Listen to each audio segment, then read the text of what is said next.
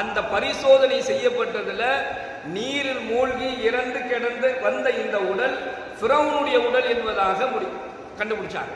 இது ஃபிரௌனுடைய உடல் தான் என்று கண்டுபிடிச்சாங்க. அல்லாஹ் என்ன சொன்னா, உன்னுடைய உடலை நாம் பாதுகாப்போம் என்பதாக அல்லாஹ் சொல்ல ஒரு வாக்குறுதி கொடுத்தான். அதே போன்று அந்த உடலை அழுகல, கெட்டு போகல, நாத்தம் அடிக்கல, அது ஒன்றும் இல்லாமல் அது ரொம்ப நாஸ்தியெல்லாம் ஆகலை, அப்படியே பாதுகாக்கப்பட்டிருக்கு. இது அல்லாஹ்வுடைய வாக்குறுதி. கடைசி நேரத்தில் அல்லாஹ்விடத்தில் அவனுடைய கருணையை கேட்டான். யா அல்லாஹ், என் மீது நீ கருணை காட்டுன்னா.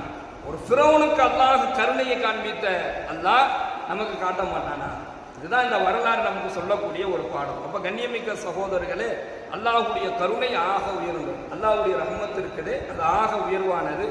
அல்லாஹ்வுடைய ரஹ்மத் மட்டும்தான் சிறந்த பாதுகாப்பு. நம்ம இந்த உலகத்திலேயே நாம என்ன செஞ்சாலும் அதுல நமக்கு அல்லாஹ் ரஹ்மத்து செஞ்சிட்டான் அப்படின்னு சொன்னா, அல்லாஹ் நம்ம மீது கருணை காண்பிட்டான் அப்படின்னு சொன்னா, அதுதான் நமக்கு மிகப்பெரிய ஒரு பாதுகாப்பு.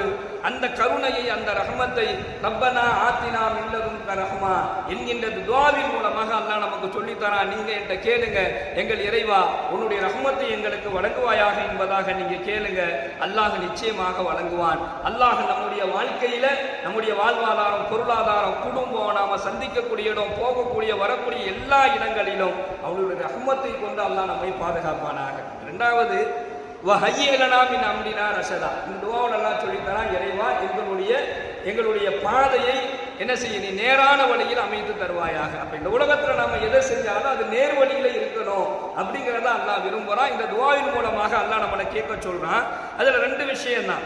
யாருக்கு அல்லாஹ் தன்னுடைய ரஹ்மத்தை வழங்குவானா, யார் சரியான பாதையை தேர்ந்தெடுத்துக்கிறாங்களோ அவங்களுக்கு அல்லாஹ் தன்னுடைய ரஹ்மத்தை வழங்குறான். அதுல முதல் நபர் யார் அப்படின்னு சொன்னா, யாருக்கு அல்லாஹ் நேரான பாதையையும் தன்னுடைய ரஹ்மத்தையும் வழங்குவான் என்பதை பற்றி நாயகம் ஸல்லல்லாஹு அலைஹி வஸல்லம் சொல்றாங்க.